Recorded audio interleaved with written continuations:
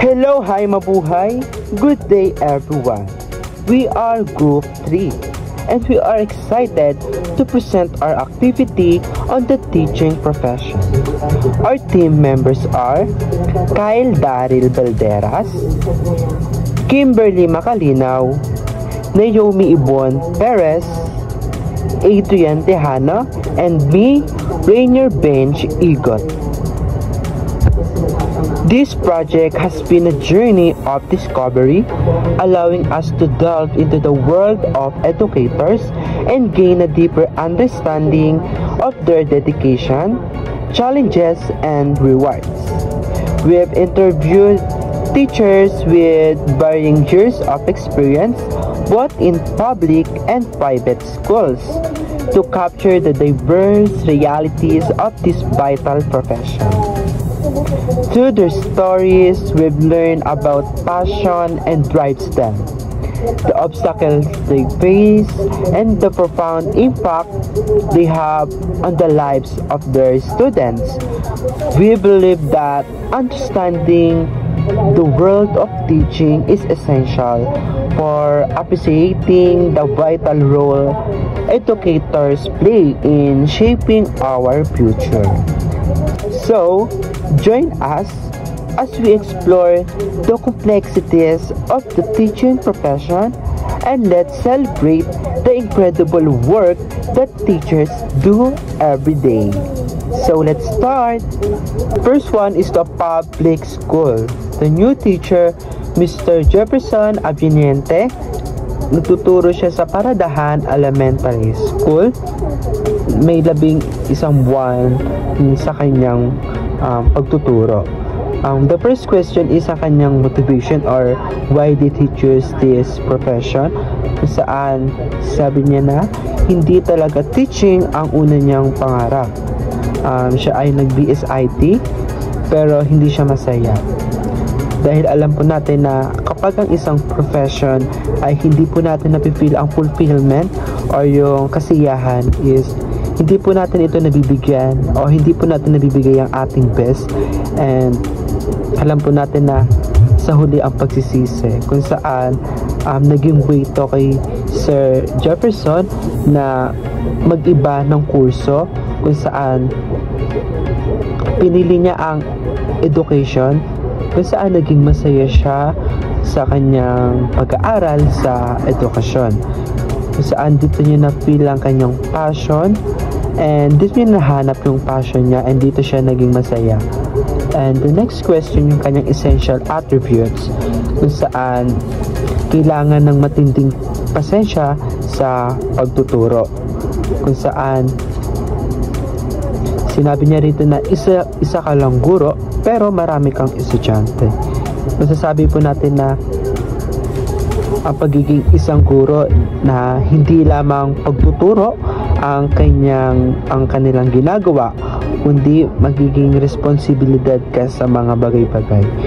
Kung pagsusumahin natin yung mga responsable ng mga guro, kung sa umaga tayo magsisimula, siguro gabi na tayo matatapos, upang masabi natin yung mga responsibilidad na meron ng isang guro. And ayun, ay sinabi niya na mahirap din mag-guide ng mga estudyante ng mahinahon dahil iba-iba ang mga ugali ng mga estudyante. So ayun, tama po yun, no? Na may mga estudyante na alam po natin na iba-iba ang kanilang mga pag-uugali. And may mga estudyante na sumusunod, may mga estudyante na pasaway, and alam po natin na lahat po ng mga guro is na-experience yung mga ganong pangyayari, kaya kailangan bilang isang guro is isa sa mga characteristic is yung pagiging mahinahon. And yung problems na na-encountered is nahihirapan siyang mag-adjust sa sistema ng pagtuturo sa elementary public school, dahil dati siyang nagtuturo sa high school sa private school, and kailangan niya i-simplify ang mga instructions para maintindihan ng mga bata. Kumbaga is makukulture shock tayo, no? Dahil from private na high school to public na mga elementary, and iba po talaga ang pag-uugali ng mga bata and sa mga high school dahil mas matured ang mga high school kung kumpara sa mga bata. And yung reason for continuing is talagang mahal niya po talaga ang pagtuturo, and attached na rin siya sa mga estudyante niya, and para po sa kanya na hindi lang pagtuturo ang kanyang ginagawa, kung baga is nagiging magulang din siya sa mga estudyante, dahil alam po natin na sa loob po ng isang classroom is responsable po natin ang ating mga estudyante, kung saan tayo ang nagiging pangalawang mga magulang. And yung possible reason for leaving po, and sa sobrang dami ng trabaho, lalo na kapag may mga dagdag na responsibilidad tulad ng pagiging coordinator or ng club, sabi po nito is malaki talaga ang responsable. Dagdag pa po nito yung mga overworkloads na binibigay po sa mga teacher,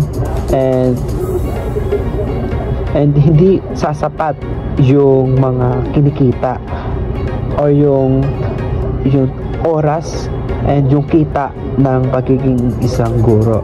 And yung reasons other leave is mas maganda ang mga trabaho sa ibang field, mas madali at mas pareho lang naman ang sahod, kung saan sinabi po ni Sir dito na may mga ibang trabaho or ibang field na mas malaki ang sahod and mas madali and mas less po sa oras. And example na nga lang din po dito ng mga ibang groups na nauna is ayun nga po, is mga ibang guro is lumilipad sa ibang bansa or nakipagsapal na lang sa ibang bansa para lamang makapagturo. And yung last question is yung rewards. And para po kay Sir Jefferson is masaya siya kapag kinikilala siya ng mga dati niyang guro dahil sa kanyang tagumpay. Ayun po, no, dahil masarap sa pakiramdam na makikita mo yung dati mong guro and now your same profession is mapipil po talaga yung fulfillment and yung kasiyahan kapag nafe-feel po natin yung ganitong bagay. And masaya rin po siya kapag nakikita niya nag-aaral na sa kolehiyo yung mga dati niyang estudyante at sinusundan ang mga pangarap nila, kung saan is masasabi po natin na epektibo ang mga guro, or sinabi po niya na epektibo siyang guro dahil ang kanyang mga estudyante ay sumusunod and tinatahak nila yung kanilang mga pangarap. And ayun and isa pa rito na syempre bilang isang guro is masaya yung kinikilala ka ng mga dati mong estudyante. Mapipil po natin na yung fulfillment na nakikilala ka and masaya sa pakiramdam ng pagiging isang guro. The next one, public school teacher is 1 to 2 years, Miss Maria Carmela L. Dugang. Mahigit 1 taon at 8 buwan na siyang nagtuturo sa Tunza National High School. And yung first question is, why did you choose this profession? Kung saan sinabi po niya rito na galing siya sa pamilya ng mga guro and hindi na po maikakaila or hindi na po iba sa pamilya po nila ang pagiging isang guro. And sabi niya po rito na kung para po sa kanya ang pagiging isang guro is sinabi niya po rito na tatahakin niya po ito at bibigyan niya po ang kanyang buong puso para makapagturo. And sinabi niya po niya na gusto niyang tulungan ang mga estudyante na makamit ang mga pangarap nila, kung saan ito ang isa sa mga responsibilidad or yung mga gusto ng mga guro, na ang mga kanilang estudyante is matupad po nila ang kanilang mga pangarap. And yung kanya pong essential attributes para po sa kanya, yung pagtuturo ay tungkol sa pag-aalaga at pagmumulde o pagmumol sa mga estudyante para maging mas maganda ang mga tao, kung saan hinuhubog niya ang mga estudyante niya upang maging matalino or magkaroon ng mga iba't ibang kaalaman sa bawat aspeto sa ating buhay. Yung mga problems po na na-encounter niya inside the classroom is marami pong mga estudyante na nahihirapan sa pagbabasa at pagsusulat. And ayun po na, I'm one of the WYouth tutor kung saan isa po talaga sa mga problema ng mga estudyante is yung pagbabasa at pagsusulat. Kasi kung the first one is yung pagbabasa, kasi hindi lamang po pagbabasa ang kailangan po nating alamin, kundi yung unawain yung ating binabasa and also yung pagsusulat. And sinabi niya po na kailangan niyang tulungan ang mga estudyante na mapabuti ang mga kasanayan ito, kung saan isa po sa kanyang mga layunin is yung matuto yung mga estudyante na makapagsulat at makapagbasa. And yung reason for continuing po is dedicated siya sa pagtulong sa mga estudyante at sa pagpatupad ng mga pangarap nila.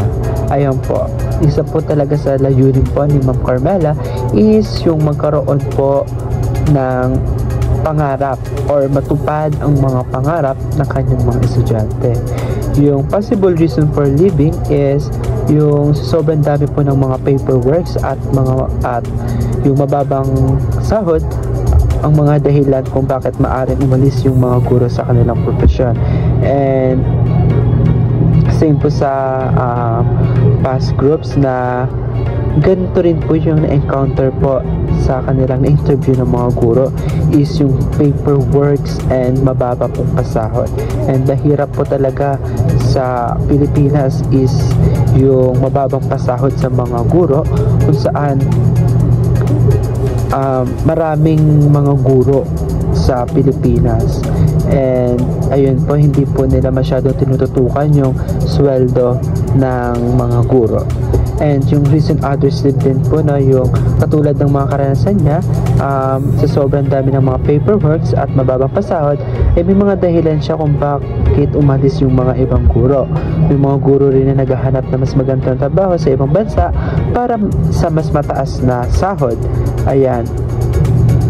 Same lang po talaga sa mga past mga teachers na yung pagkakaroon ng mababang pasahod isa sa mga problemang kinakaharap ng mga guro, kung saan nagiging reason ito kung bakit sila umaalis sa profesyon. And yung rewards po para kay Ma'am Carmela is masaya siya kapag nakikita niyang lumalaki at nakakamit ng mga pangarap yung mga pangarap ng mga estudyante niya, kung saan masaya talaga sa puso ng pagiging isang teacher yung makamit ng mga estudyante yung mga profession nila noong sila estudyante pa lamang. And masaya rin po siya na kapag nakakatouch sa puso ng mga estudyante or nakakapag-iwan ng magandang epekto sa buhay nila, dahil ang pagiging isang guro masaya sa puso kung epektibo at may bubuting may ambag sa kanyang mga estudyante.